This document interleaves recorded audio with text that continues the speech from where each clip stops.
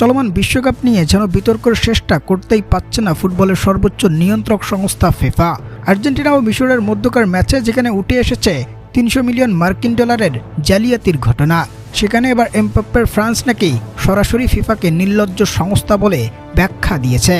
প্রদর্শক মরক্কো আর ফ্রান্সের মধ্যকার ম্যাচে অদ্ভুত এক কাহিনী করেছে ফিফা, যেখানে ফিফার ইতিহাসে ওরা এই প্রথম কোনো ম্যাচে এক দেশের ৫ জন রেফারিকে নিয়োগ দিয়েছে। অর্থাৎ মরক্কো আর ফ্রান্সের ম্যাচে ৫ জন আর্জেন্টাইন রেফারিকে রেখেছে ফিফা, যেটা নিয়ে ক্ষোভ প্রকাশ করতে দেখা গেছে ফ্রান্সকে। ফরাসি গণমাধ্যমগুলোর দাবি ফিফার এমন আচরণে নাকি ওরা ফিফাকে নির্লজ্জ সংস্থা বলেছে। যদিও দিদিয়ার দেশম জানিয়েছে মাঠে ফ্রান্সের প্রতিপক্ষ আফ্রিকার দেশ মরক্কো, কোনো রেফারি নয়।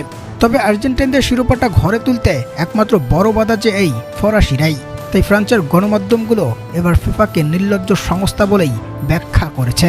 প্রদর্শক ফ্রান্স আর মরক্কোর মধ্যকার ম্যাচে ফরাসিদের বিদায় ঘণ্টা বাজানোর জন্য কি ফিফার এমন নিয়ম, যেমনটা দাবি করছে ফরাসি গণমাধ্যমগুলো? শেষ পর্যন্ত কি সেটাই দেখা যেতে পারে? জানাবেন কমেন্টে।